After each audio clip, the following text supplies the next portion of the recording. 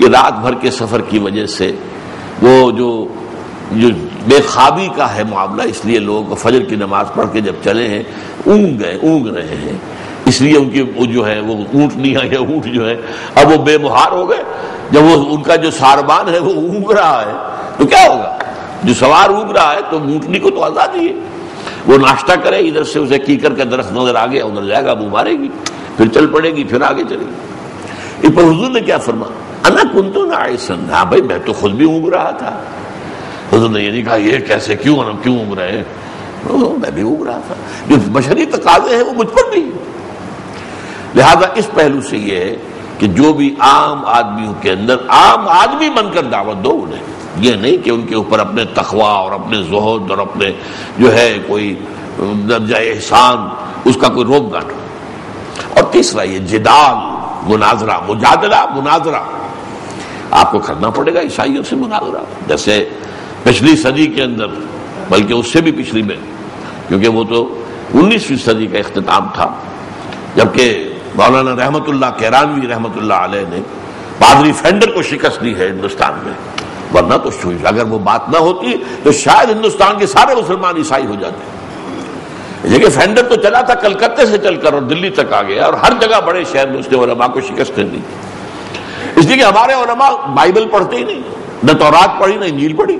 وہ آتے تھے تیاری کر کے پورے قرآن مجید کا ماسٹر ہو کر، عربی زبان کے اندر وہ بڑے فلوئنٹ ہو کر آتے تھے، تیار ہو کر آتے تھے. تو کیسے مقابلہ کر لیں؟ اس کے لیے تو تیاری ہونی چاہیے پہلے.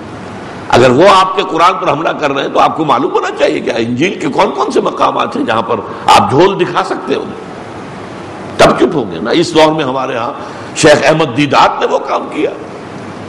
اب جو ہے آپ کو معلوم ہے ڈاکٹر ذاکر نائک وہ کام کر رہا ہے، اور ڈاکٹر ذاکر نائک نے تو ہندو مت کے خلاف بھی، اور ان کی کتابوں سے جو ہے ان کے حوالوں سے ان پر حجت قائم کر رہے ہیں. یہ جو ہے جادلہم باللتی احسن، لیکن گالی مت دینا. وہ تمہیں گالی دے تم گالی مت دینا. وہ اللہ کو برا بھلا کہے تم ان کے معبودوں کو برا بھلا مت کہنا. کہیں ایسا نہ ہو کہ ان کی حمیت بھڑک اٹھے، نہیں سنتے تمہاری بات. نہیں، بلکہ یہ ہے کہ اس کے لیے مجادلہم باللتی احسن، اچھے طریقے سے ان کے بھی جذبات و احساسات کا پاس کرتے ہوئے اس کو ان کے ساتھ دعوت دی. تو یہ دوسرے لیول کے جہاد کے 3 سب لیول ہو گئے. دعوت و تبلیغ انٹلیکچوئل ایلیٹ کو نمبر 1، دعوت و تبلیغ عوام الناس کو نمبر 2، اور نمبر 3 جو ہیں بگڑے تگڑے جو آ کر جو تو در حقیقت انہیں تو تنخواہیں ملتی ہیں اسی بات کی کہ مسلمانوں کو گمراہ کرو، تو ان کا مقابلہ جو ہے انہی کی جگہ پر اسی میدان میں آ کر کرنا. اب آئیے تیسرا لیول ہے اللہ کے دین کو قائم کرنا. یہ سب سے مشکل ہے. یوں سمجھیے کہ یہ درخت اب اپنی چوٹی کو پہنچ رہا ہے. نظام کو بدلنا، انقلاب برپا کرنا. ہر نظام کے ساتھ کچھ ویسٹڈ انٹرسٹ ہوتے ہیں لوگوں کے، جس کو آپ آج کل پڑھتے ہیں عام طور پر اسٹیٹس کو. وہ لوگ جو ہیں جن کے مفادات ہیں وہ چاہتے ہیں اسٹیٹس کو رہے، یہ ہمارا نظام جو ہے اسے کوئی نہ چھیڑے. جاگیرداری نظام ہے، کبھی جاگیردار پسند کرے گا کہ ہمارے نظام کو ختم کیا جائے؟ ناممکن. جو بھی نظام دنیا کے اندر ہے اس کے ساتھ ویسٹڈ انٹرسٹ اور مراعات یافتہ طبقات ہوتے ہیں. وہ طبقات جن کو خاص مراعات اس میں حاصل ہوتی ہے وہ کبھی بھی اپنی مراد چھوڑنے کو تیار نہیں ہوتے.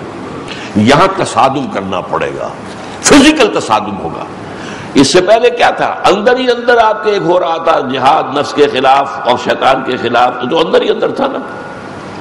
دوسرے نمبر پر جہاد ہو رہا تھا نظریات کے خلاف، باطل عقائد کے خلاف. اس میں جنگ تو نہیں تھی، اس میں تصادم نہیں تھا.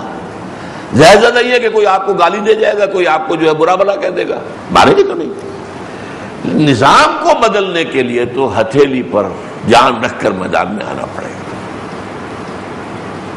اس کے بھی 3 لیول ہیں. پیسو ریزسٹنس، اگر وہ تمہیں پرسیکیوٹ کرے، ٹارچر کرے، برداشت کرو وداؤٹ اینی ریٹیلیشن. جو 12 سال تک مکے میں حکم یہی تھا، چاہے تمہارے ٹکڑے کر دیں اور چاہے تمہیں زندہ جلا دیں. You are not allowed to retaliate. You are not allowed to raise your hands even in self-defense. اس تصادم کا پہلا مرحلہ یہ تھا، اور یہی اصل میں جو کامیابی کا سب سے بڑا راز ہے محمد کا صلی اللہ علیہ وسلم، وہ یہی ہے۔ اس سیرت کو سمجھا ہی نہیں ہے لوگوں نے۔ پڑھیے میری کتاب منہج انقلاب نبوی، کیا انقلاب کا منہج کیا تھا، کیا اس کے مراحل تھے۔ 12 برس تک order of the day, know retaliation, take all persecution whether it is verbal. کسی نے آ کے آپ کو گالی دی ہے، کسی کا پاگل ہو گیا، کسی دماغ خراب ہو گیا، اور حضور سے کہا گیا یہ پاگل ہو گئے، مجنون ہے، انہ لمجنون،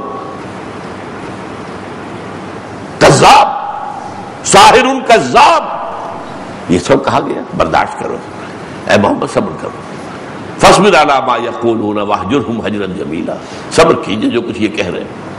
اور یہ نہیں ہے کہ آپ کو تکلیف نہیں پہنچی، ہمیں معلوم ہے۔ اللہ فرماتا ہے سورہ ہجر کے آخر میں وَلَقَدْ نَعْلَمُ أَنَّكَ يُضِيقُ صَدْرُكَ بِمَا يَقُولُونَ، ہمیں معلوم ہے اے نبی، اے محمد صلی اللہ علیہ وسلم، کہ جو کچھ یہ کہتے ہیں اس پر آپ کا سینہ بھجتا ہے، اندر سے دکھ ہوتا ہے۔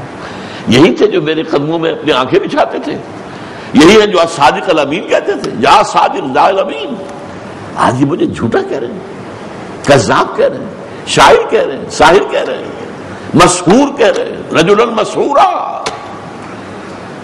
چاہے وہ وربل پرسیکیوشن ہو، چاہے فزیکل ہو، جھیلو، برداشت کرو۔ اس کے بعد ایک وقت آتا ہے جبکہ کافی تعداد ہے، now you can challenge the system. ظاہر بات ہے 2-4 آدمی، 200-400 آدمی سے سسٹم چینج نہیں ہوتا، چیلنج نہیں ہو سکتا۔ آج کل کے حساب سے لاکھوں آدمی چاہیے۔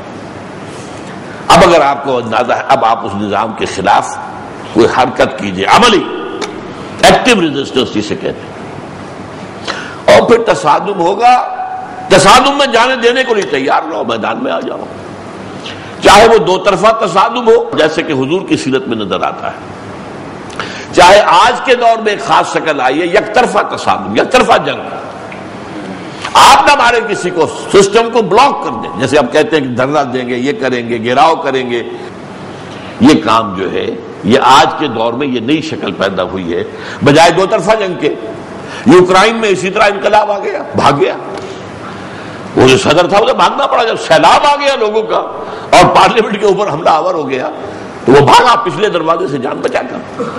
یہ جارجیا میں ہوا، یہ لیٹن امریکہ میں کئی ممالک میں ہوا، یہ ہو رہا ہے۔ تو یہ ہے، لیکن اپنی جان دینے کو تو تیار رہنا پڑے گا۔ ہو سکتا ہے کہ وہ حکومت جو ہے حکم دے اور آپ کا گولیاں چلے، دے دو جان، تو جان دی ہوئی اسی کی تھی، حق تو یہ ہے کہ حق ادا نہ ہوا۔ تو یہ ہے جہاد سے اب قتال آ گیا، یہ ہے آخری نمبر۔ گویا کہ میں نے 8-9 منزلیں آپ کے سامنے بیان کی جہاد کی، 3 جو لیولز تھے اس کے اوپر ایک پر 3 جہاد نفس کے خلاف، جہاد ابلیس اور اس کی ذریت کے خلاف، جہاد بگڑے ہوئے معاشرے کے خلاف، دعوت و تبلیغ ایلیٹ کو، پڑھے لکھے لوگوں کو، ذہین اقلیت کو، عوام کو، اور جو بگڑے تگڑے بگاڑنے کے لیے جو تنخواہ لیتے ہیں وہ پیڈ فار دیٹ، ان سے مناظرہ اور انہیں شکست دینا۔ اور پھر میں نظام کے خلاف جو ہو پیسو ریزسٹنس، ایکٹیو ریزسٹنس، اور پھر جان ہتھیلی پر رکھ کر میدان میں، یہ قتال کا مرحلہ ہو جائے گا جو سب سے اونچا ہے۔ اس لیے میں نے سورہ صف کی وہ آیت بھی آپ کو سنائی کہ ان اللہ یحب الذین یقاتلون فی سبیلہ صفا کانہم بنیان مرصوص، اللہ تعالیٰ کو تو اپنے ان بندوں سے محبت ہے جو اس کی راہ میں جنگ کرتے ہیں، صفے باندھ کر، گویا کہ سیسا پلائی ہوئی دیوار ہے۔ اب آپ نے سمجھا کہ وہ 3 منزلہ عمارت ہے، اس میں ظاہر بات ہے کہ پہلی منزل سے اوپر چڑھنے کے لیے سیڑھی چاہیے نا، سیڑھی چڑھنے کے لیے طاقت چاہیے، وہ جہاد کا پہلا مرحلہ ہو گیا۔ دوسری منزل سے اوپر جانے کے لیے پھر آپ کو سیڑھی چاہیے، یہ جہاد کا دوسرا مرحلہ ہو گیا۔ پھر اس کو آخری منزل تک جانے کے لیے پھر سیڑھی چاہیے، وہ سیڑھی چلی آ رہی ہے، یہ جہاد ہے۔ اب آخری بات، ہتھیار کیا ہے آپ کے پاس؟ نفس کے خلاف جہاد کرنے کے لیے ہتھیار کیا ہے؟ قرآن۔ قرآن پڑھو پڑھو پڑھو پڑھو، اسے اپنے اندر اتارو اتارو اتارو۔ قم اللیل الا قلیلا نصفہ او انقص منہ قلیلا او زد علیہ ورتل القرآن ترتیلا۔ یہ قرآن نور ہے، جتنا نور اندر جائے گا تاریکیاں چھٹتی جائیں گی، اور نور بڑھا اور تاریکیاں ختم ہوئی، اور نور بڑھا اور تاریکیاں ختم ہوئی۔ جہاد کیا ہے؟ بدریہ قرآن۔